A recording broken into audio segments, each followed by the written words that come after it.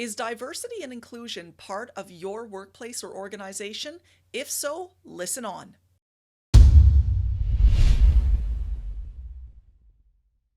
Welcome to Talk Shop Interviews. My name is Lauren Sergi. Diversity and inclusion is an important issue within our organizations and workplaces, but embracing diversity and becoming more inclusive isn't just an effort that our organizations take on, it's also an individual responsibility we need to take on in our everyday lives. Understanding the reality of colonialism and putting in the effort to decolonize how we communicate is something we must engage in at both the workplace level and the individual level. Here to talk with us today about this very important subject is Tanya Ball. Tanya Ball is a Michif woman from Winnipeg, Manitoba in Treaty 1 territory. She is currently living in a Misquatsiwaskaikan, Edmonton, Alberta, where she is enrolled in the PhD program with the Faculty of Native Studies at the University of Alberta. Here, she's working with her family from St. Ambroise to research the connections between Michif storytelling and experience of religion. She is also a sessional instructor at the School of Information Studies at the University of Alberta, teaching LIS 598, Indigenous librarianship within a Canadian context. Tanya is co-host of the podcast Masnigan Esquiak, Book Woman Podcast. This is a podcast where three Métis aunties figure out how to publish, edit, and write Indigenous stories. Okay. To everyone watching, this is about take 40 of me attempting to introduce Tanya. So here we go. Tanya Ball, thank you so much for coming on Talk Shop Interviews to discuss a subject that is really important, but not necessarily terribly well known outside of certain circles, and that is the notion of decolonizing language, decolonizing the way that we speak. And within your studies, you are an Indigenous studies scholar, a sessional instructor at the U of A. You have been in the library field within Indigenous interests for many, many years. So you are beautifully poised to talk about this. Can you please tell us what colonialism is so that we can kind of kick things off with everyone working with the same definition of that word? For sure. Before we jump into it, I would like to introduce myself as well.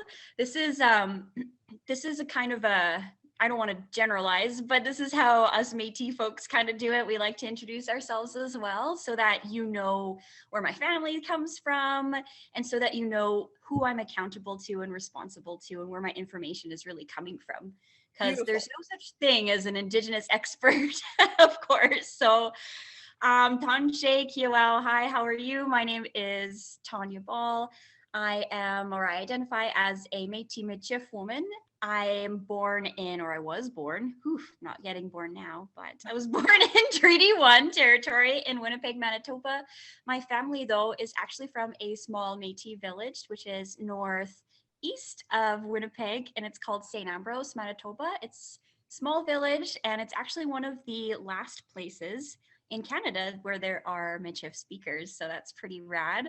I am currently living in Treaty 6 territory as an uninvited guest, so thank you, Treaty 6 folks. I'm so happy to be here. I've been living here for about 10 years or so, maybe even longer, maybe 13. Who knows? But I love Treaty 6 living in Misquatsiwaskaikan, which is Edmonton. It means Beaver Hills House in Cree. So that's a little bit about where I'm coming from. And so you know that where my information is coming from is directly from my family and my own teachings that I've received here in Treaty 6 territory, which is largely Cree dominant or Nehiwak, sorry. So yeah, that's a little bit about who I am. Colonization, that's a big word. It is a big word and it's a heavy word, but I think that the way that you introduced yourself actually kind of gives context around what we're talking about, because we're talking about, with colonization, that's people like myself, settlers like myself, that is the worldview with which we have been raised. And your introduction shows that there is another worldview that has been here for a very long time. Yeah, time immemorial. Time immemorial. There is this other worldview that was completely overshadowed by Mhm. colonialism? Yeah, so diving in, let's do it. Colonization and colonialism. Okay. So really, if I strip it down to the most simplistic way of defining it, really it's about a culture or a group of people that have come to a different place and basically have settled there and have started to exploit the resources that are available there. And the resources that can be anything from environmental to people to anything along those lines. There's a lot of misconceptions out there that colonization is over, but it's not. We are still living with the legacy of colonization, which is basically what we're going to be discussing today. One of the many, many aspects of colonization and how it still affects our everyday lives as Indigenous people and as for me, as a Métis woman. For sure. And it's important to note, I think, too, that colonization affects every part of the globe. No one is not touched by it because it was such a massive thing. It was worldwide. So we're all affected by this. And something that I'm very curious about is, how does it show up in our everyday lives and languages? Because it's baked in to how Mhm. many of us speak. We take it for granted. We don't even notice it. I certainly was very unaware of this up until really recently. It's baked into life. So how Mhm. does it show up in our everyday lives and our language? So language, I actually do an entire lecture in my library class about language because it's so important. I mean, I do understand that there's a lot of issues in Canada right now that are really important in terms of like water, pipelines, missing and murdered Indigenous women and girls, and also Two-Spirit peoples. That said, I mean, if we can't change our language, what can we change, and language is actually one of the hardest things to change because it's so deeply embedded within us, right? And this is something that I see quite a bit in students papers and our everyday speech, that is very much putting Indigenous folks in a box of for example, oftentimes I will see just colonization put in the past tense, or even different ceremonies put in the past tense, but it's actually still going on. Like, we still do sweat lodge ceremonies, we still do potlatch, we still do all of those things. So using in the past tense actually makes us into a static culture that's not changing and evolving. So we're being put constantly in a box that doesn't necessarily make sense. Yeah, that note actually came up with the release of the new Alberta curriculum. And for those, of course, many of our listeners are from outside of Alberta, but we're currently undergoing a curriculum rewrite, which has been very, very and rightly criticized for a significant colonial view, very Eurocentric. And a scholar in the University of Calgary, Dr. Pam Roach, noted, and in a series of tweets that I was following, one of her big criticisms was that Indigenous people were always spoken about in the past tense in the curriculum. They had rich language and culture. They had traditions. And she said, we're still here. We have them. And that, I Mm-hmm. think, is a great example of that, of the perniciousness of colonial language. Where have you found that we're especially likely to encounter it in a more systemic way? Systemic. So In terms of the language. Mhm. So I have weird thoughts about, like, because oftentimes you'll hear people talk about systemic problems or systemic racism to describe what it is that's going on, specifically within government systems or within academia, those types of things. But I have problems and qualms with the word systemic because systems are made up of individuals, right? Mm-hmm. Yeah, that's So very when you true. say systemic racism or systemic problems, it actually takes away your personal responsibility, right? So in my thought process, I'm like, okay, if a system is made up of individuals and an individual is maybe spewing off racist commentary, those types of things, or if they're not being as inclusive as they need to be, then they can say, oh, it's the system, and blame them instead of taking that on to themselves. Do you know what I mean? I do, and I like that point of view, actually, because no, it is the small us doing the individual changes does matter. It does. It really Yeah, does. And that's why, that's like, using your language, and, I teach students oftentimes that changing your language is actually a form of resistance, yeah. right? And I see that a lot. Well, I mean, it's everywhere. It's everywhere. It's on television shows. I just watched Jurassic World last night with Chris Pratt, and he was talking about like Navajo as like the spiritual like tracker or something like that. But I mean, stereotypes, they're everywhere. Language stereotypes, it's in media, it's in academia. I mean, I'm more familiar with the academic stuff because that's where I work, right? Mhm. So I see it a lot in papers. And yeah, I mean, I can't really go outside of that other than it's It's everywhere. You well, and can't that's get important away though. from Again, it. it's baked Yeah. in. There's even It's little like sayings, idioms, and stuff that people use in their everyday language, like low man on the totem pole, or not enough, or too many chiefs, not enough Indians. What's another one? Let's have a powwow. We'll have a powwow instead of yeah. a meeting, which is like, And I will thoroughly admit, I used to use those terms, especially the powwow term. That I'm like, oh, I'm part of the problem.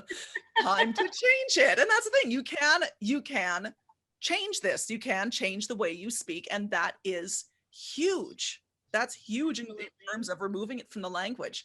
Now, as a Michif woman, what are some of your everyday experiences of colonialism that settlers or non-Indigenous people in general don't pick up on? Is it mostly those idioms, those expressions, those little microaggressions that drip in?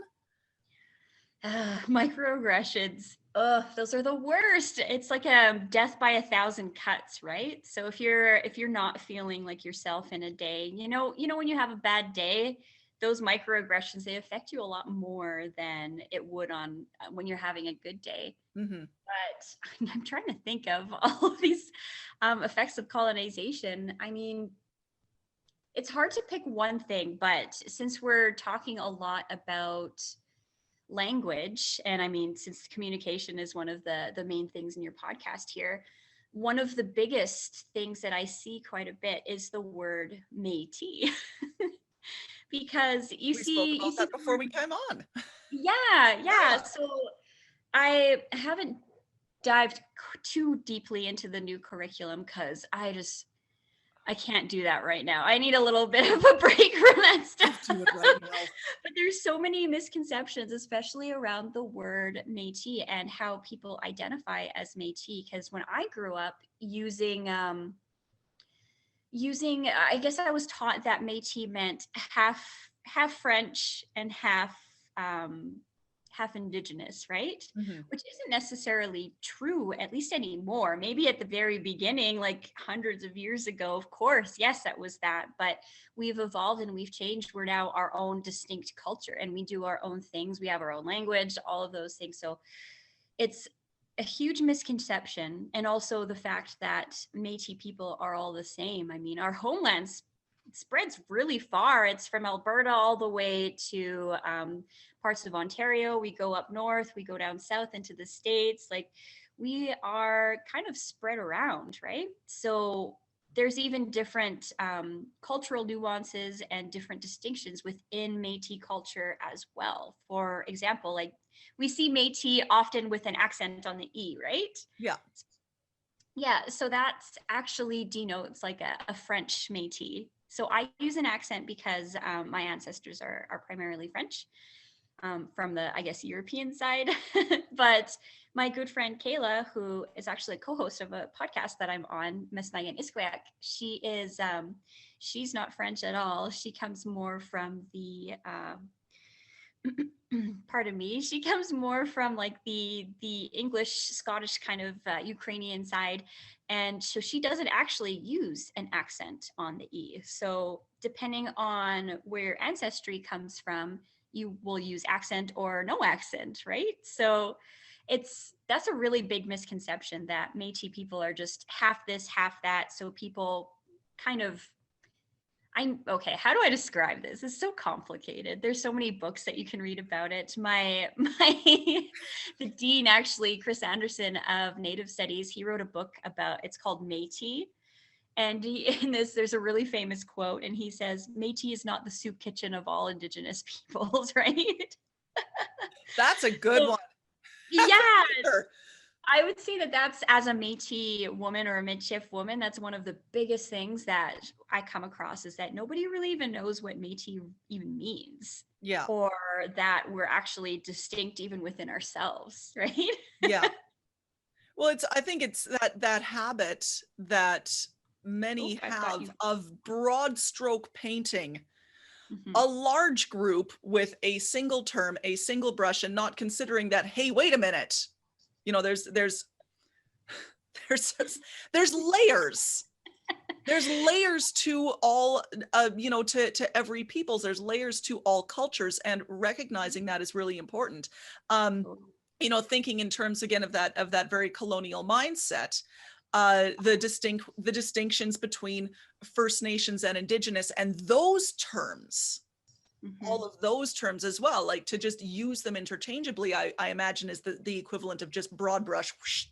Exactly. So how I describe it is there's a big umbrella, and that's the word Indigenous. And under Indigenous, there's First Nations, Inuit, and then Métis as well. First Nations, of course, it even diverts further Yeah. into different nations. And Inuit, of course, there's Inuit folks in Siberia too. Like they're not just in Canada. So it really depends. I mean, the best way that I tell people is that however someone introduces themselves as a nation, or how I introduce myself in the beginning as a Michif woman, that's the words that you want to use. Use the words that people use to describe themselves. Absolutely. Now, to look back at the decolonizing, because we've been essentially talking about decolonizing language, ways that we can do it as individuals. Mhm. It basically is that notion of be aware that there are other terms and use the correct term. Like don't borrow, don't use the correct term. From a broader perspective, as far as decolonizing efforts and specific decolonizing, like decolonizing projects go, what are we talking about doing as a concerted effort to do this thing? Okay. So I want to talk even more broadly first before I dive into that Yes, let's. question. Because holy moly. So the way that I think about it is like what we're dealing with is completely opposite worldviews, right? Yeah. So in Eurocentric or European worldview, or yeah, what they do is they actually, and this is true in librarian world as well, what we want to do is we want to take a difficult concept and we want to make it as simple as possible so that the end user can understand it a lot more clearly, right? And that's the way, it's almost like a funnel going this way. Yeah. Whereas in Indigenous worldview, it's the opposite. It's the opposite. What we're doing is we actually expose the complexity in simple things like the word Métis. You know, it's not that simple, it's more complicated. So it's even I know in European mindsets, it's like very individualistic thinking that there is one universal truth, Mm-hmm. but we also don't think that way either. So for us, there is no one universal truth. I mean, there's so many different perspectives, right? So if you're looking at your phone, this is my phone. So I'm looking at my phone, my perspective is here, and your perspective, you're seeing it through a camera even, right? Yep. So everyone has a different perspective of the same thing. So we're more subjective, that there are multiple truths and all of these truths are correct, right? So that kind of feeds into the aspect of decolonization, because not a lot of people actually understand like the basics even. Mm-hmm. So when we come across things that are very different, sometimes people just write it off and like, okay, no, we're not doing it that way. But it's like, no, we just think differently, and that's okay. We all think differently. It's all good as long as we Yeah. can find good common ground. But for decolonization, like that's another word that many people don't really understand. So decolonization, I always talk about it with I should say with indigenization. So decolonization, the way that I view it, is that's the work of settlers and of other people to basically take down barriers and clear the path, Yeah. because there's so many barriers and there's so many things that make things more complicated for us to do our thing, and it could be something as simple as uh, now I'm blanking but That's fair. And to be to I've be got clear to this brain. everyone listening, I basically emailed Tanya and was like, "Hey, can you solve a massive problem for us in 25 minutes?" So no, this is a conversation. Don't worry about blanking or not getting the term perfect, because it is so big and so difficult and so complicated. Well, thank you for your All of patience and us. your It kindness. involves all of us. No, this is fantastic. I'm really, really digging it. Yeah. So, I mean, we'll bring it back to the library here. So, decolonization. This is the way where settlers can kind of break down the barriers, so we can kind of go in and do this work. And we were talking beforehand about library systems and how libraries organize their materials, even subject headings. So subject headings, what I kind of like to describe them as is they like to group things together. It's almost like in Instagram, where you use the hashtag and it groups things together, almost like Twitter and stuff like that too. It's the simplest way to describe what subject headings are. It's a You good click on the description. thing and all of the topics kind of group together magically from the back end. The magical librarians are doing their thing. But subject headings, what they are is it's a controlled language. So it's language that there's an organization in the states that libraries tend to follow, and the controlled language is these are the words that we use to describe these things. And Indigenous folks are described as Indians of North America. And not a lot of people have wanted to even approach changing that, because it's a lot of work. It's a lot of work to change an entire library system that all of North America uses, right? But for something like that, decolonization would be breaking down the barriers, and perhaps maybe that's bringing in Indigenous folks in, or putting funding towards something like this, putting people into this project, or decolonizing it and approaching it in an Indigenous way would be not doing it ourselves in our own little vacuum, our own little window, because everyone defines themselves differently. So this is something like that, and tackling something like that is going to take massive collaboration across Canada, across the states. So it's really working together and doing what we need to do to make things better. And of course, it's going to take a long time, because Yep. consultation and good consultation does take a lot of time. And relationships are so important. That's one of our like main backbones of our culture, is visiting and relationships. So, and that has a lot to do with building trust, right? So if a library doesn't have a relationship with their Indigenous neighbors, then it's going to take years, and I'm saying years of tea drinking, of coffee drinking, to befriend everybody. It's like making friends, and then it's just one of those things, like just sit back, collaborate, share the load. It takes a village to change something. It takes a village to raise a child. It takes a village to raise a library system. So that's one of the things. So indigenization, once those barriers are down, indigenization is the work for Indigenous folks to do, because we know ourselves the best, right? I Yeah. know how I like to define myself, and people in Nova Scotia know how they define themselves. I can't imprint my thoughts onto them. That's not fair to them.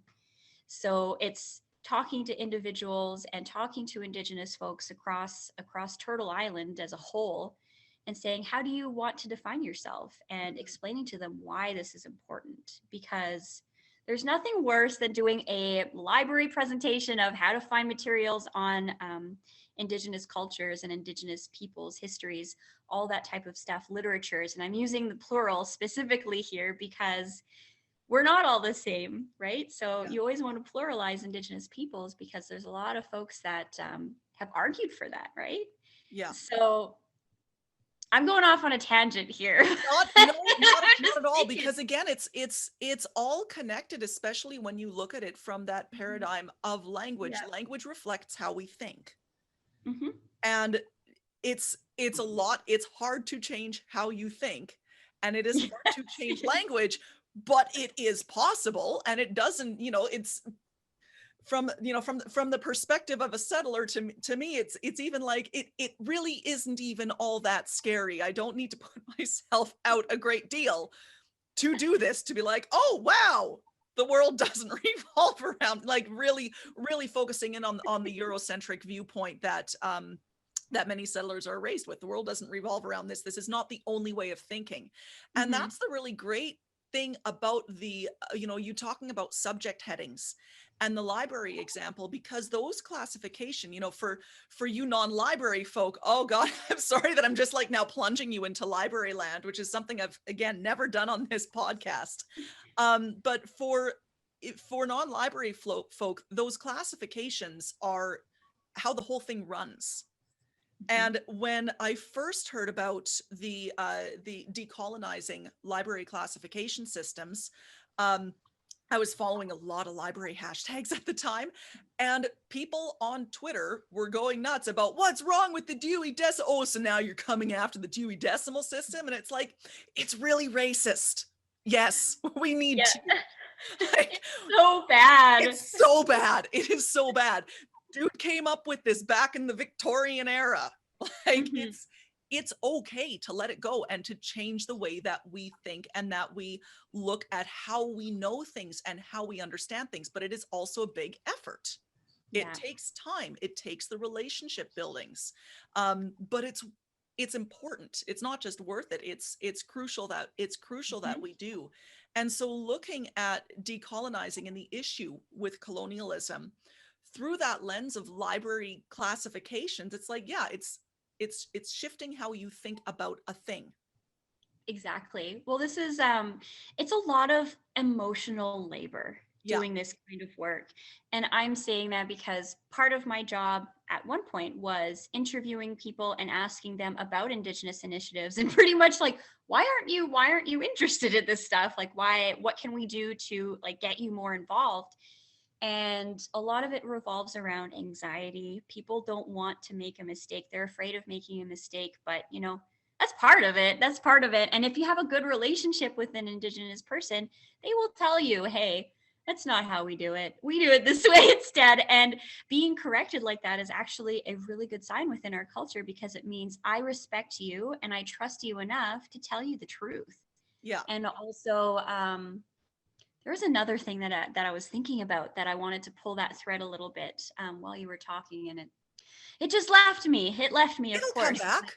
It'll It'll circle come around and back, come and back. we'll swing back. It's all good. Oh yeah, that's the one thing. Time. I want to Yeah. talk about a little bit about time because people say, "Oh, I don't have time to do this. I don't have time to look into this diversity and inclusion stuff." Like I have all of these work things that I need to do during the day, and it's not important to me. But when you say that, what you're actually saying is you don't matter. Yeah. You know, you as an Indigenous person do not matter. And same thing with the changing the Dewey Decimal System. Like, do you really want to go up to a person and be like, how you define yourself doesn't matter? It's a human level thing, and that's why we need to approach it more kind of maybe check your ego at the door. We all have those egos because we're raised in a culture where our mental piece of ourselves is so valued. Hmm. But like within like Indigenous culture, it's a whole self, right? You're not just one, you're not just your brain, you're also your spirit, you're also your emotions, you're also like all of these other things, right? So Yeah. we need to approach this with an emotional sense of like creating relationships, being a good person, and realizing that we all matter, you know? And that being corrected is not the same thing as being attacked. No, of course. It's like I describe it as heart learning, right? Yeah. It's finding that connection from your mind to your heart and back again. And that's the kind of work and the kind of people that we need doing this kind of stuff. Absolutely. Now, our audience works in a wide variety of sectors: private business and industry, government, education, you name it, they work in it. From a day-to-day workplace perspective, and I feel like we've been continuously discussing this, but I'll bring up the question again because I like it. Where does colonialism like to sneak into our work culture? Mm, Sneaking into our work culture, I'm trying to think of all of my personal experiences. Like, ooh. There's a lot to unpack There's a lot to unpack. There really from is. my completely, of course, completely non-Indigenous perspective, I would think it again, it's things like language, casual expressions, possibly not understanding, not valuing other people's traditions and celebrations and things that they want to engage with in the same Mhm. day-to-day level that I get to engage with mine. Like, Yeah.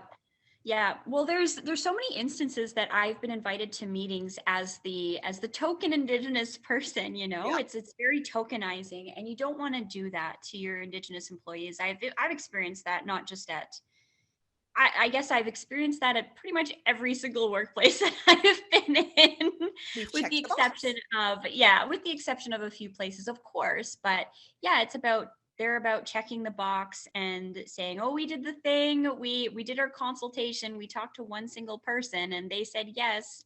It's like, no, you got to talk to many, many different people. And I mean, I'm going to go back to this heart learning stuff because that's where it really lies. It's about digging into your humanity, right? So realizing that the work that Indigenous folks are doing is huge emotional work, like really emotional work, not only because they're dealing with colonization and trauma every single day, not from other people, but also from themselves. So sometimes the work that I do and that I teach, it actually triggers my own trauma, which is really hard. So in a business setting, it's really important to have those folks and have a private space for those people. Like if you have an open concept office, like don't put your diversity inclusion people within there. Like they need their own private space to like decompress Yeah, and let those emotions out, because sometimes it happens. Like I've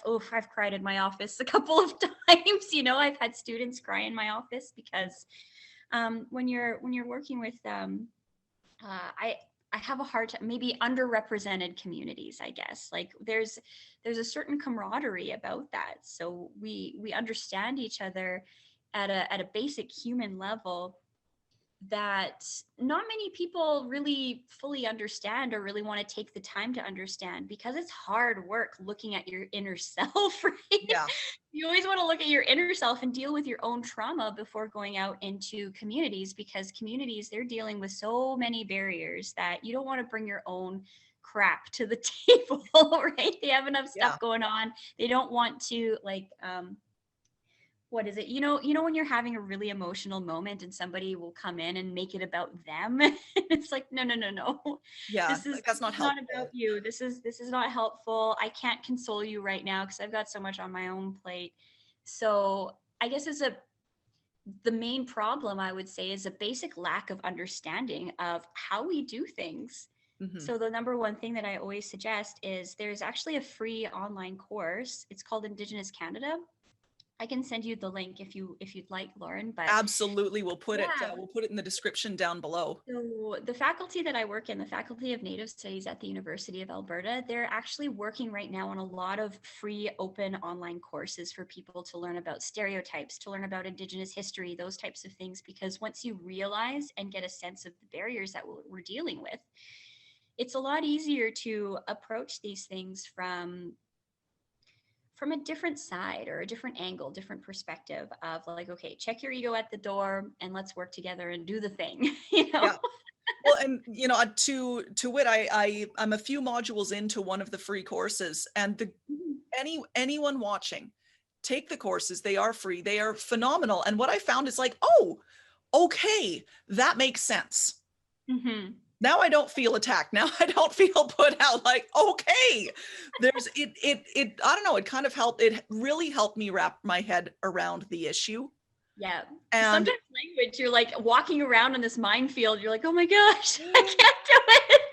yeah, and it It's can feel like it can absolutely feel like a minefield at the time. And and if it feels like a minefield for someone like me, it's like to keep in mind that it is 20 times more of the minefield for the Indigenous person.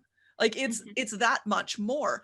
Um, Again, just because we do live in a largely Eurocentric culture, and we need to change that. Um, Mhm. so yeah, the U of A courses are fantastic. Strongly recommend them to our readers. I loved, Tanya, how you decolonization from indigenization. Mm-hmm. Because wow, it's like, I get what my piece is. Mm-hmm. And I get what your piece is, and I see how they fit together. Like that was a big aha moment actually for me in this podcast. That's new because I hadn't made that connection before, the two parts. Mm-hmm. And again, it makes it feel like it's doable.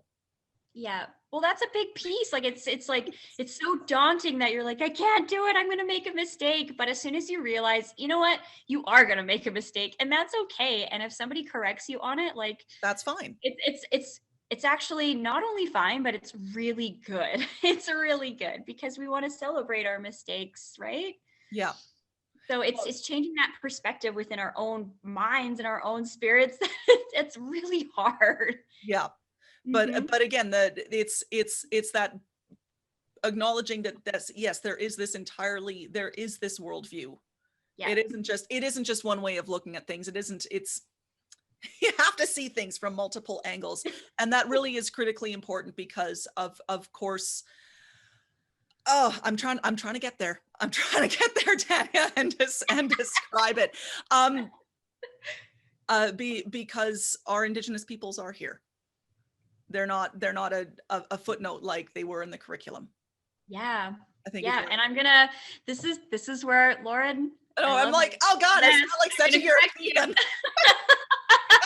This is another thing that's actually really, really common is using the word possessive language when you talk about Indigenous peoples, right? Mm-hmm. So a lot of folks, they say our Indigenous peoples or Indigenous peoples of Canada, those types of things, but it's like, I don't belong to anybody, you know? So yeah. We always want to try to avoid possession. And simple things like that, it's so deeply embedded within our culture that you don't even realize it, right? Yeah. And it's so common. I see it all the time. Even in our national anthem, it's in there. It is hour, the whole way through. And again, yeah. I hadn't thought of that. So, yeah. You know, I could keep you here all day. I won't. Because you're phenomenal. I knew when I saw Tanya's bio, I'm like, this, I have to have her here. And now I'm like, wow, that's all very possessive, Lauren. But one thing to recognize, to tie it with overall communication practice, is being that awareness, developing that awareness, making those changes. It's an ongoing awareness, mindfulness, and adjustment practice within our language. And mm-hmm. that's how communication works. You're aware of the thing, you become aware of the thing, you work to adjust the thing over and over and over until it simply becomes how you speak and how you communicate with others. It is doable. It is doable. Yeah. and it's really crucial. I think it's so important. It's so crucial. So with that, I would love to learn how we can find out more about you, about your podcast, about your courses, about everything. About everything.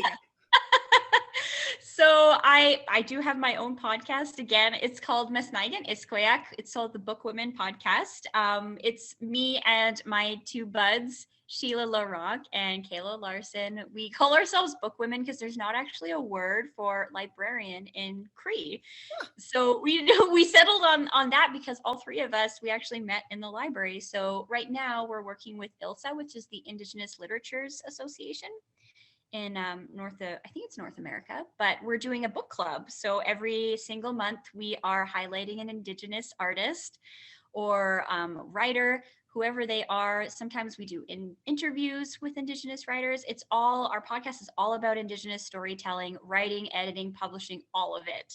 And so we do that. You can keep up with me there for sure. I'm teaching a lot of classes right now. I'm teaching a class with Paul Garrow in the Faculty of Native Studies on religion and relationality, which is really, really important. Relationality, that's a word that will come up a lot when you're working with Indigenous folks, because it's how we center our lives, right? Mm-hmm. And I'm also teaching in the faculty of, or I guess it's not a faculty of education is the School of Library and Information Studies. And I teach an Indigenous engagement course there on how to appropriately do this. And I actually have an entire lecture on how to talk with and about Indigenous folks and Indigenous peoples, because you want to learn how to appropriately talk about people before you go out and talk about them for 4 months straight, right? Yeah. So I do a lot of stuff like that. If you have questions, people have questions, you can email me. But can I leave with one last, I guess, writing tip? Absolutely. Okay, because you were talking about possession, and now I'm like, Yep. oh, I know, my I'm mind. hyper focused on it now. Yeah, well, it's so true. There's actually a book, her name by Eileen Morton Robinson, which is about possession and about possessing Indigenous bodies and Indigenous peoples. Really great book. You can look at that too. If you're really interested in language, you can. There's a tiny little book. It's called Indigenous Elements of Style by Greg Younging. Mm-hmm. He does a really great job of really honing in on what you can do, simple things that you can do to decolonize your language. But I'm going off on I always go off on tangents. That's how we roll, I guess.